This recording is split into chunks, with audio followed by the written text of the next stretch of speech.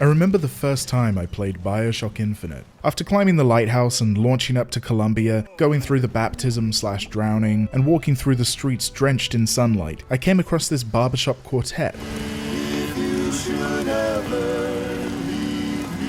There's only a few times in gaming that I've stopped everything I'm doing just to soak in the soundtrack, standing around Orpheus and Eurydice and Hades while they sing In the Blood, stopping whenever Sunset Waltz would randomly strike up when wandering the world of Final Fantasy 15, completely losing focus and dying in Doom Eternal because I'm busy moshing out to The Only Thing They Fear Is You. This time, I stopped to hear the entire song this quartet do, because it's gorgeous. Combined with the wondrous setting of a flying city in 1912, I just sat in a trance until their little ship flies away. Only when it was done and I picked my controller back up did I think, wait, was that the Beach Boys?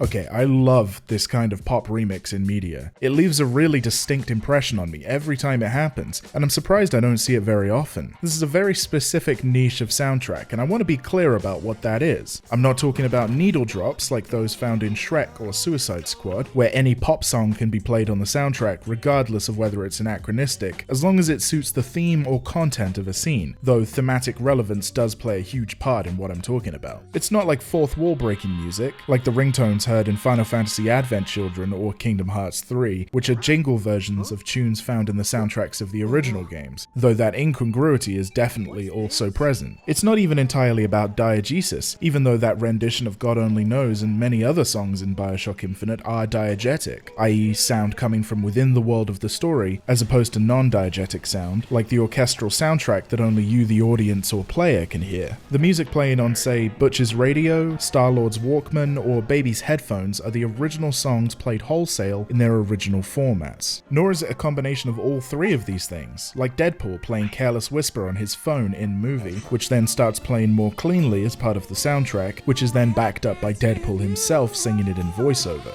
There are elements of all of that in this style, but I'd argue it's unique not only in intent, but in execution. Alright, I've said what it isn't, so let's use a couple of examples to describe what it is. Spoilers ahead for all of the following things.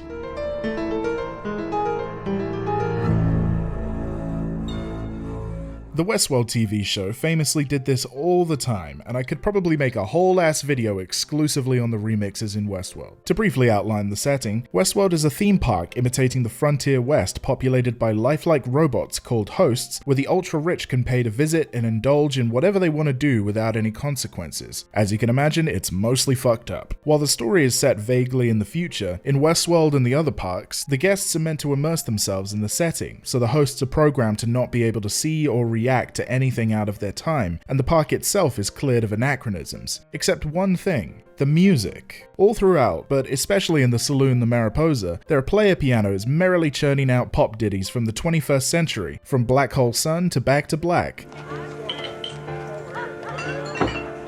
Yes, a lot of the songs are themed around the color black. Again, that's a whole other video coming. None of the guests seem to care or notice at all, probably because the recognizable tunes are buried deep enough in the instrumentation that they can't recognize it. The more non-diegetic soundtrack even follows the trend, with orchestral covers ranging from Kanye's Runaway to Nirvana's Heart-Shaped Box backing scenes.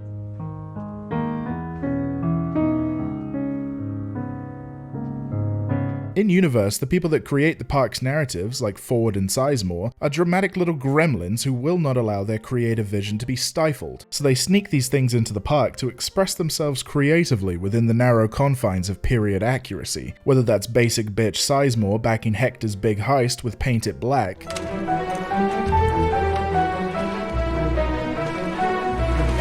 or Ford using Debussy's Reverie to honor his dead partner Arnold.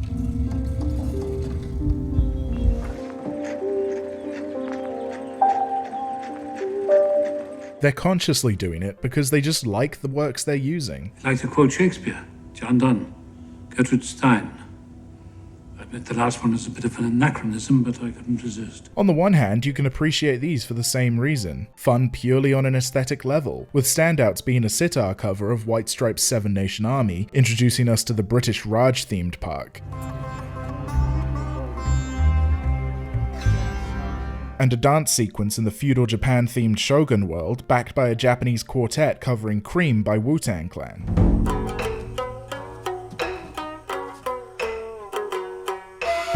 It slaps the same way those medieval covers slap. However, the music also serves a greater purpose, tying into themes that dominate the show as a whole, one being the idea of inauthenticity. By all historical accounts, the Frontier West was nothing like the picture you have in your head of a lawless wasteland where you couldn't go 5 minutes without a quick-draw showdown or town-wide gunfight between robber barons, noble cowboys, and Native American tribes. But that's the image that's been nurtured by hundreds of years of media, and the one that anyone wanting to live out the Wild West experience would be looking for. Delos, the company behind Westworld, is selling a product after all, so they created a world that has all of the texture and flavor of pop culture's version of the West, but none of the substance, none of the reality. It is, in all senses, an artificial simulation. Even the music you're hearing is shaped by the ideas of the present.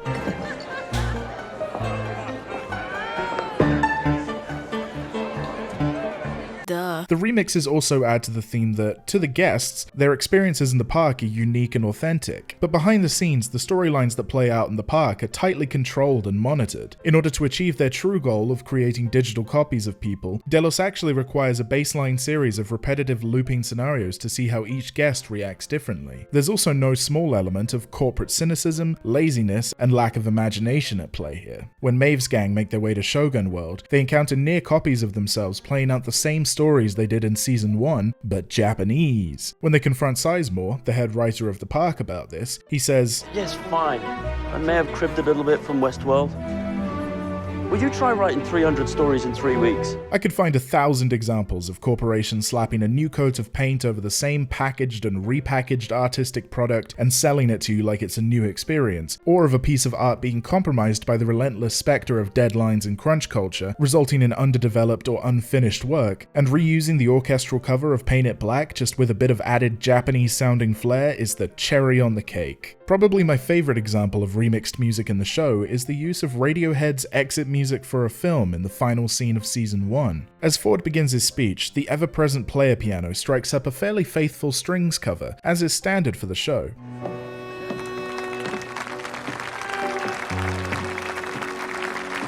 Despite the impression characters like Maeve, Bernard, and Dolores gave of gaining sentience, no one ever really had free will the whole time. They were playing out the roles Ford planned and scripted for them. Dolores and Teddy were simply performing a teaser of the new narrative for the board, Bernard is forced to shoot himself by Ford, and Maeve literally sees the script for her escape attempt written out. The music is playing us out in the most on-the-nose way, with a song literally called Exit Music for a Film, while everyone performs their roles as written by their respective gods. The status quo is firmly established, except Ford has other plans. He secretly disabled the block preventing the hosts from killing the guests, merged the Dolores personality with the intensely violent Wyatt personality, and given her a gun. When Ford starts to indicate in his speech that he's letting the hosts off the leash, the music incorporates the main Westworld riff that you've heard countless times by now.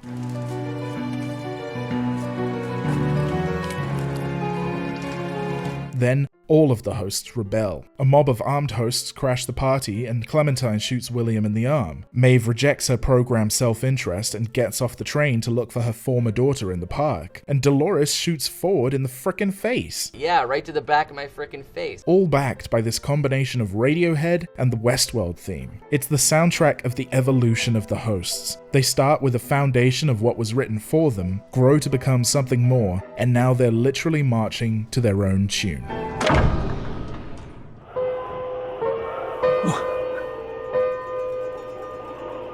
Like I mentioned in the opening, anachronism is also a key feature of the remixes in Bioshock Infinite. The game is doing largely the same thing as Westworld, albeit with less of a thematic point to make. Set in an alternate universe 1912 on a flying city called Columbia, in this world there are things called tears, essentially rips in the fabric of space-time that allow people to interact with parallel realities. In gameplay, this allows you to zap guns, ammo, and allies into existence to help you out in a fight, and in the main story this is the vehicle that takes main characters Booker and Elizabeth on an interdimensional odyssey. But it's the little background details related to the tears that I love so much. Spontaneous tears have opened up throughout the city over the years, and through them people see glimpses of our own modern day. One of those people is Albert Fink, composer and brother of industrialist and all-round bastard Jeremiah Fink. Through the tears, he heard the tunes of many modern pop songs, and using the styles and instruments of his time, he recreated them, resulting in that barbershop version of God Only Knows that I fell in love with, and dozens of others. This tends to tie into two running themes of the game, the first being, much like Westworld, the artificiality of this world. When Booker and Elizabeth are wandering around the beaches, Booker remarks that they don't smell like beaches back on land, and Elizabeth points out later that they're constructions using an elaborate system of pumps and rain catchers. All throughout, you can hear a jaunty cover of Cyndi Lauper's Girls Just Wanna Have Fun.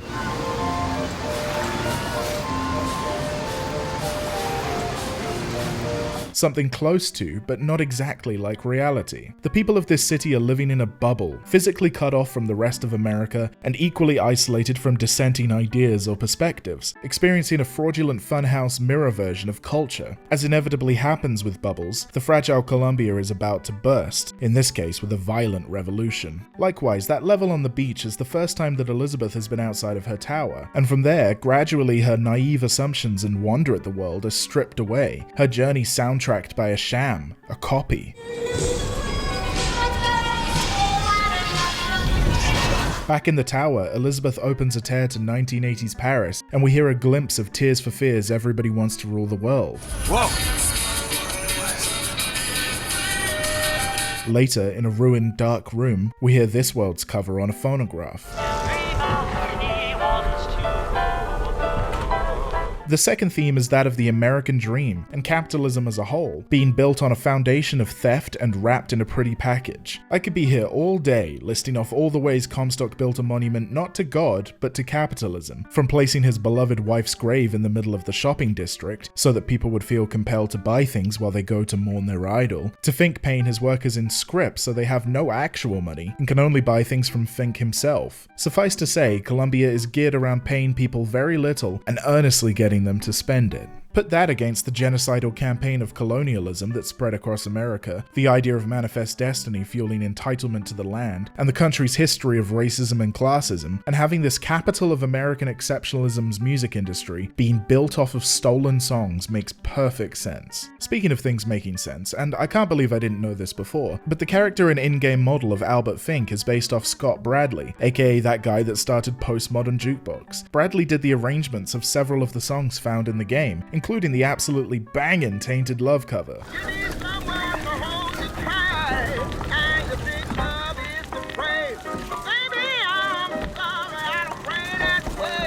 If you weren't following PMJ before now, this is the universe telling you to do so.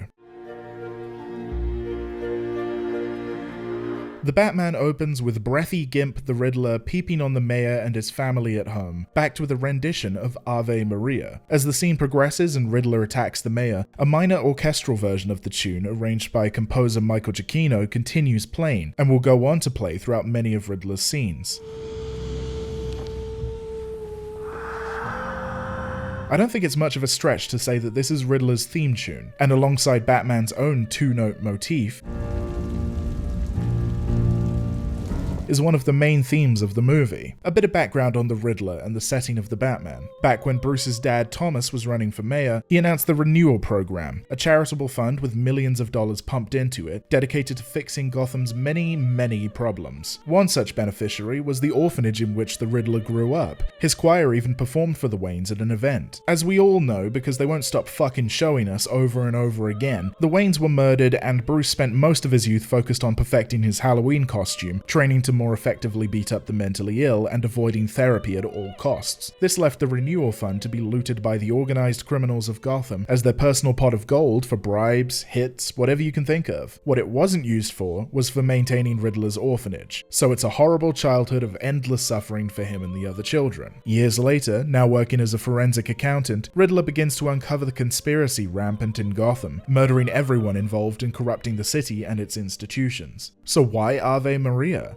Schubert's Ave Maria is a prayer to the Mother Mary, a plea, really, for salvation and mercy from a savior figure in the singer's most dire moment, at the hour of their death. This is the song Riddler's choir sang to the Waynes as a child.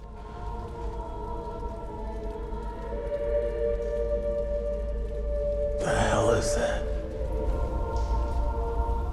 He and the other orphans were pleading for support, and were given a glimpse of hope before it was snatched away from them. From this point on, the darker, hopeless version of Ave Maria accompanies Riddler, a reminder of how his prayers weren't answered, so he's taking things into his own hands. New Testament clemency didn't work for him, so he's gone Old Testament wrathful on their asses, reaching out with an invisible hand to strike at the evildoers, and finally unleashing a great flood on the city of sinners. In the end, he taunts Batman with the very same song that haunts him, with its reminder of his powerlessness.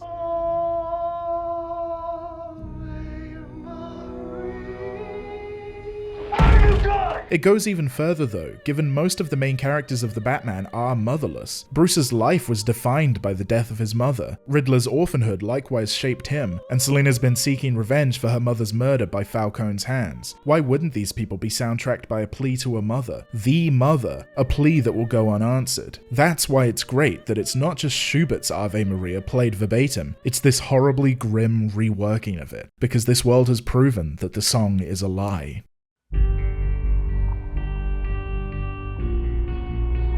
This is one example that doesn't have much in the way of metaphorical meaning, but rather is technically interesting. We all know Christopher Nolan is quite a cold writer and director, more concerned with the mechanics than the emotions of storytelling. Inception is probably second only to Memento in how balanced those two sides are, with its complex plot about thieves using advanced lucid dreaming to commit industrial espionage, kept grounded with a story about a man grieving his wife and doing increasingly reckless things to get home to his children. That still leaves a lot of complicated mechanics to explain to the audience if they're going to follow along though, which Inception is mostly fantastic at. The expositional scenes usually have an element of tension or an emotional anchor throughout, but occasionally a dry-ass, ashy-looking scene explaining one of the mechanics of shared dreams will slip through. We get a brilliant use of non-verbal exposition in the prologue, where we're indicated purely through visuals and music that you perceive elements of the outside world from within a dream, and time is experienced much more slowly within the dream than in the real world. All through this guy placing his headphones on the dreamers, hearing the song start at standard speed, then showing the dreamers reacting to the song playing in slow-mo.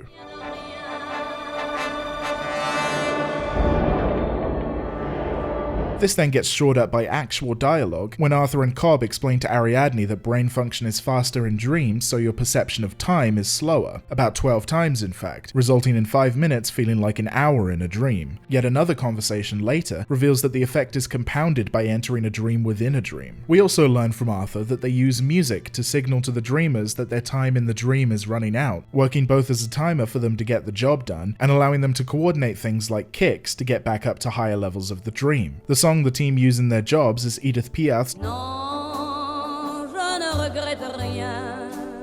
Any reason for that song in particular is a bit irrelevant. Perhaps Cobb's French wife Mal liked the song, which would add to the sadness of the story, given Cobb is using the memory of his wife to signal that it's time to wake up from the dream. But that's also fairly stupid, because the last thing Cobb should be wanting to remind himself of while in a dream is his wife and the circumstances surrounding her death. Outside of the story, Mal's actress Marion Cotillard played Piaf in La Vie en Rose, so it could just be a reference to her. But like I said, all of that is besides the point. The bit where it gets cool is how Hans Zimmer used the song as the basis for the entire soundtrack. If you take Piaf's song and slow it down by 70%, the backing brass becomes this blaring, droning tone that with a bit of tweaking becomes the iconic Inception boise.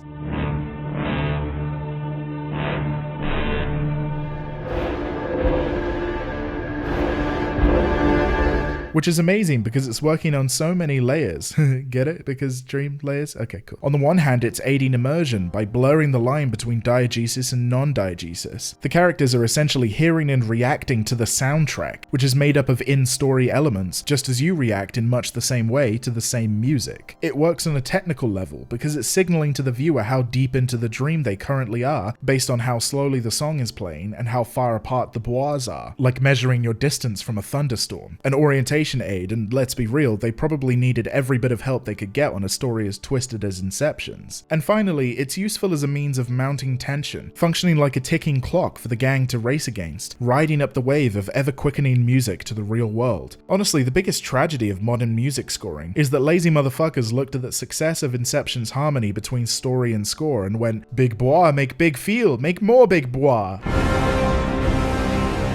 This is where we hop into the second half of the video, populated exclusively with horror films, because boy howdy does the genre love to do this. For good reason. Hearing something familiar but twisted, warped into a different shape, something you recognize but it's hard to put your finger on what exactly. It unmoors you, gets under your skin, nagging at you. It's the familiar, subverted, and corrupted, a staple of horror. I don't much care for Malignant. Don't get me wrong, it's a barrel of fun. That twist is one of the most ridiculous things I've ever heard of, and I mean that as a compliment. But to me it feels a bit lacking in the character and emotion aspects, and the genre mashup feels like it's to the detriment of both genres in this case. None of that changes how good the film is when it's being completely unhinged though, and one major way it goes off the rails is in its soundtrack. Most of the time it's standard horror fare, creepy little strings punctuated with big stabs. But in the scene where Madison reveals to her sister that she's adopted, a faintly recognizable melody plays. Sydney, I'm adopted. We hear it again, louder and more complete when the tour guide wakes up in the killer's attic lair.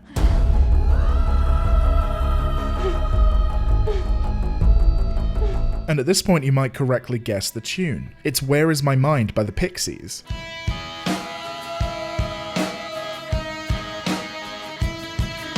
What's tying these two scenes together, necessitating the same musical motif, isn't immediately clear. We won't hear it again until the tour guide escapes and crashes through the ceiling, revealing that she was in Madison's house all along, and the most bombastic and blatant version of the song plays out.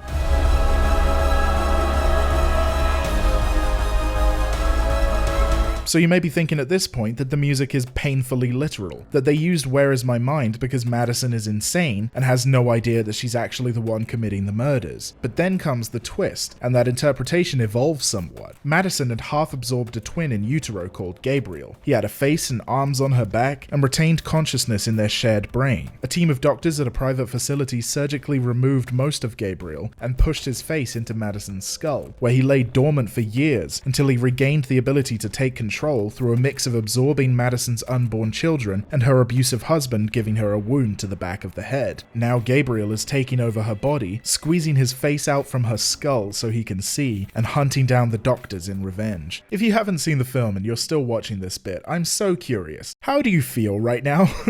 Anyway, it also turns out that the tour guide Gabriel had curiously kidnapped is his and Madison's birth mother, who gave them up to the doctors. Suddenly, everything makes sense. Why it would play in the scene revealing Madison's adoption, over a scene between the two and their mother, and lastly the reveal, by their mother, that it was Madison all along. It's essentially the theme of secret family, the music initially peaking out and eventually emerging in full force as more and more secrets emerge and Gabriel reveals himself. It's also undoubtedly a reference to Fight Club, which also prominently used the song and ended with the twist that one of its main characters, Tyler Durden, was actually a figment of the other main character's imagination, mainly taking over when he was asleep. The same thing, and I mean the exact same thing, was done in Mr. Robot, with a piano cover of Where Is My Mind playing shortly after the revelation that main characters Elliot and Mr. Robot are the same person.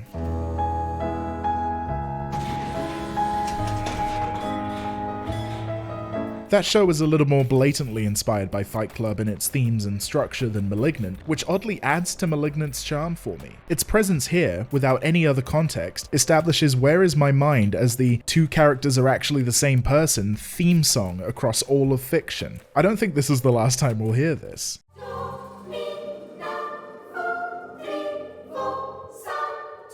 Would you look at that, it's another horror film with a twist that one character is actually another character. I did say in my vid about trailers that I'd be coming back to this one. This may be the fastest I've actually followed through. If you're even passingly familiar with this movie or its trailer, about an army of doppelgangers that rise up from tunnels under the US to kill their copies, you'll know that both prominently feature the song I Got 5 on It by Loonies.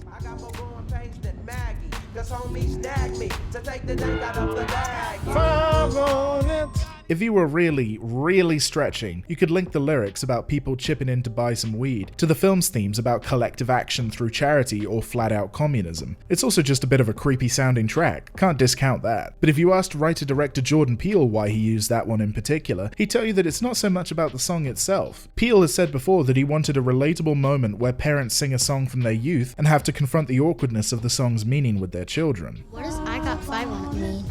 It's about drugs. It's not about drugs, it's a dope song. Don't do drugs. It makes sense to use a mob track in that regard, given the setting and time period the parents would have been young adults, the West Coast and the mid-90s respectively. That's where the remix comes in as a really cool idea. A dramatic strings rework of the riff plays over the final fight between doppelgangers Adelaide and Red.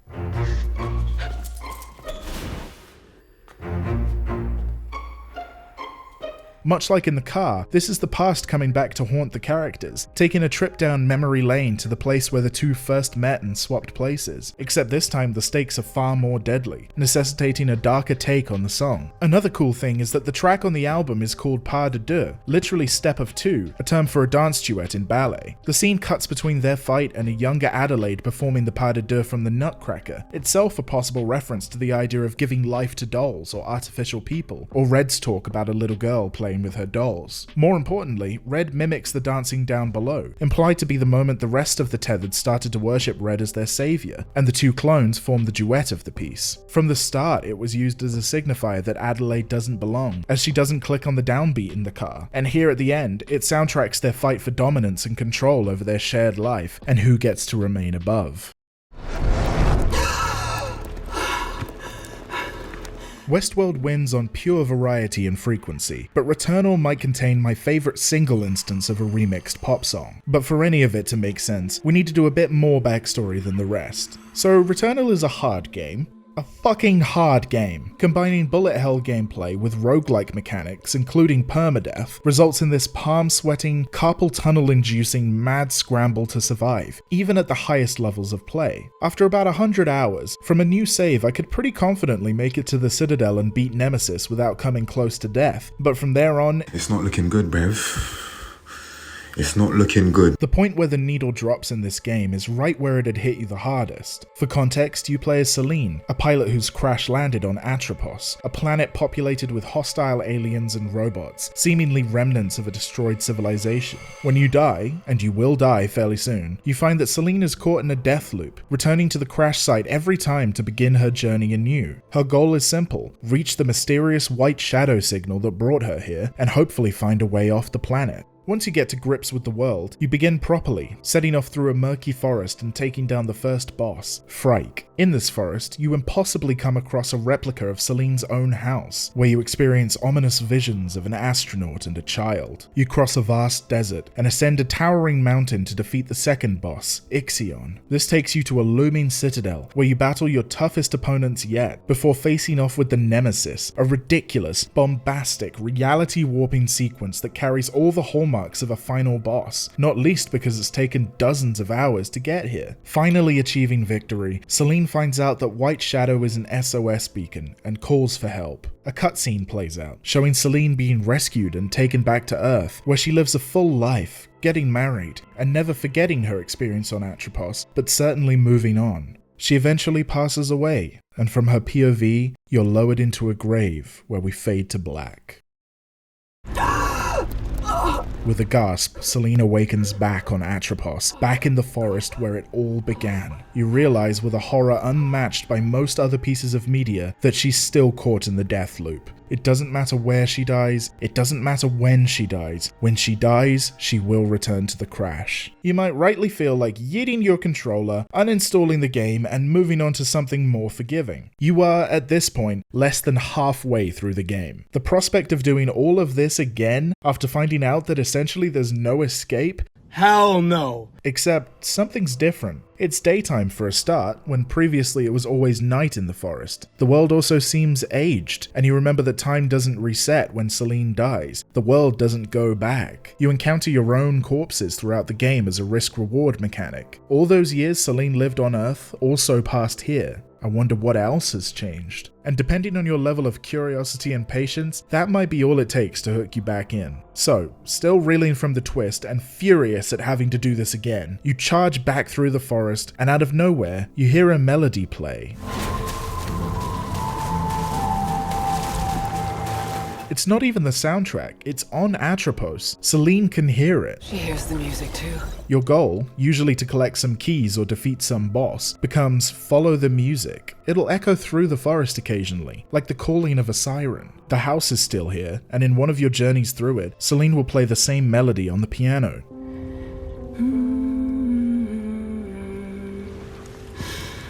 this melody. I remember that. Atropian glyphs will talk about this endless song bleeding out. You might already recognize it, but it took me finding one of Celine's audio logs to realize. Hard times have come. Here, but now they're gone. Seasons. Don't fear the Reaper. In a complete left turn for the game's original, moody, atmospheric score, an elaborate interpolation of Blue Oyster Cult's Don't Fear the Reaper has become the theme song. In later playthroughs, you'll hear the brief notes that play during key interactions in the game and think, that sounds an awful lot like the first note in Don't Fear the Reaper. The song she was playing on the piano during the montage of her life on Earth, that was Don't Fear the Reaper too. The song has been haunting you this entire game, it's just now the melody is complete enough to identify. You arrive at the spire and begin to climb, reminiscent of climbing the mountain to reach Ixion, filling you with all the same anticipation of a boss fight, and some music starts playing in the background, a constantly rising organ piece, and it's getting louder and louder as you ascend the spire. Celine can't bear it, it's actually hurting her. The song is so loud. I have to silence it. Finally reaching the top, you drop down into a boss arena and are faced with something. I don't know if Hyperion really resembles anything in our world, but this thing is sat in front of a massive biological organ, and as you arrive, with its writhing, coiling tendril arms, it plays a thunderous version of the Reaper riff, and the fight begins.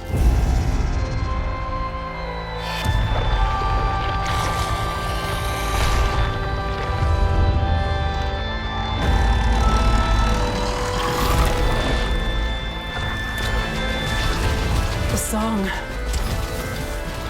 Why are you playing it?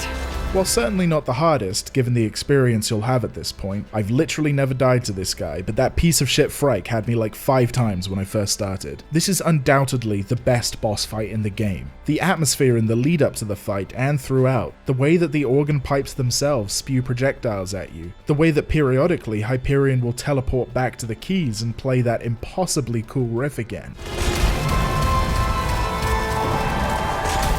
It's incredible, and one of my favourite moments in gaming history. But for real, why does Blue Oyster Cult have such significance in the game? Obviously Don't Fear the Reaper has inherent meaning to someone caught in a death loop, but it goes further than that when you figure out the ridiculously convoluted layers of metaphor and backstory. You'll need to fully complete the game, crossing the now frozen desert, and instead of climbing the mountain, descending to an underwater world and fighting an eldritch tentacle monster, collecting a bunch of doodads along the way that I absolutely did not bother with. I just looked up the cutscenes online. Eventually you'll get an idea of why Celine seems so bothered, even physically hurt by the song, why she so intensely wants to stop the music. Why won't the music end?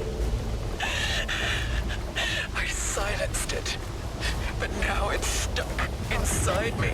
Celine had a son, Helios, and one night the two of them are driving somewhere. Playing on the radio is none other than Don't Fear the Reaper. An astronaut appears out of nowhere in the road, and Celine swerves, crashing off a bridge into water. Smoky tentacles appear and drag her away, leaving Helios' fate unknown. The very last revelation in the game is that it was somehow Celine herself in that astronaut suit, causing the crash. It seems to me that Atropos is Celine's personal hell or purgatory, a place where she punishes herself endlessly, out of guilt for Helios drowning after the crash. I survived, but Helios did not. Whether it's shooting down her own ship, also called Helios, the specific wording of abandoning Helios every time you leave the crash site, Abandoning Helios.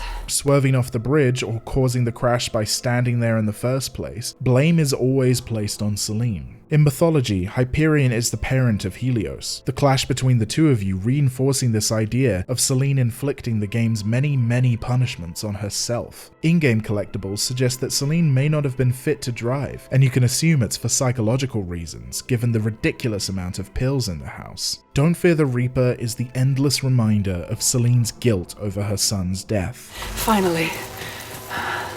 Silence. It was too much.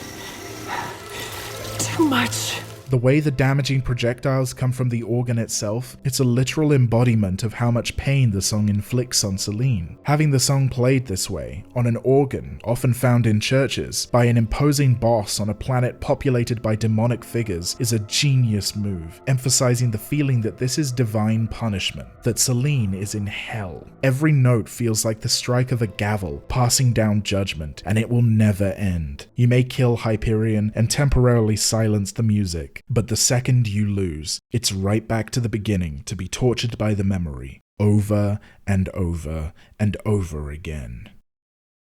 And on that incredibly depressing ending note, thanks for watching. I hope you had a good time before we started contemplating guilt and mental torture. To be fair, it wasn't much prettier before, you know, all destitute orphans and the ills of capitalism. We mostly have fun on this channel, I swear. Leave a like if you enjoyed it anyway, you freaky little thing, and please do sound off in the comments about any other pop music remixes you found really cool. If you'd like to see more on the movies and TV side of things, subscribe to this channel, UDS Films, and if the games were more your thing, check out our sister channel, UDS Gaming. My name's Drew, and I'll see you in the next one.